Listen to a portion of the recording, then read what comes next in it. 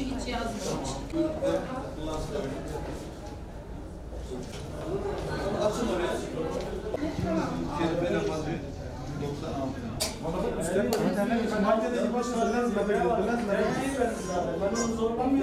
Dolamıyorsun da yasak ama. Yanlış basma, sakin ol, acele etme, gözlüğünü de tak.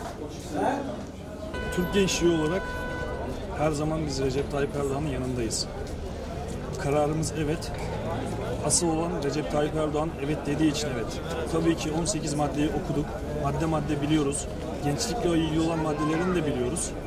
Bunun için de evet. Maddeler için de evet. Yeni anayasa için de evet tabii ki. Ama her şeyden önce Recep Tayyip Erdoğan için evet. Nereye götürdün?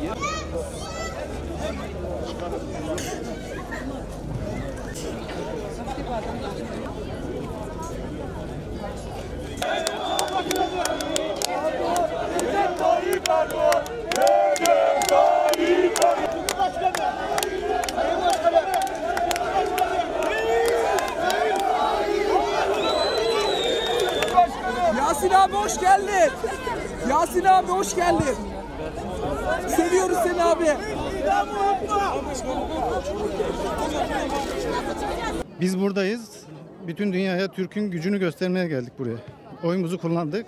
Demokrasiyi ve vatanın birliğini korumaya geldik biz buraya. Her şey burada işte.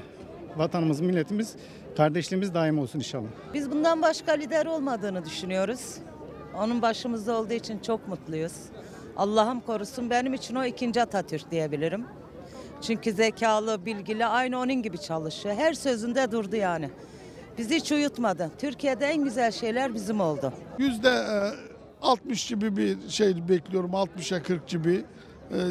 İnşallah daha yüksek olur ama bütün ümmetin 1,5 milyar Müslümanın umududur bu Türkiye'nin güçlü olması. Çünkü biz kendi bayrağı altında yaşamışız. Biz ne bir başka devlet alır ne de biz gideriz. Biz bu ülkeyi güçlü yapacağız. Başka seçeneğimiz yok. %80 aldık, %100 olacak. Oluyor. Zaten dünya hasta bak. Türkiye demiyorum. Dünya babama hasta.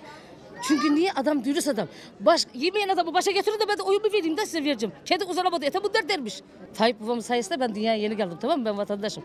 Onun için çok şükür Allah'a aldık. Eğer kaybedeyim beni unutma. Kendimi köprüden aşağı atmasam namerdim. Bu kadar iddialıyım. Hadi bakalım. El mi yaman, bey mi yaman? Unutma beni, çekeceksin.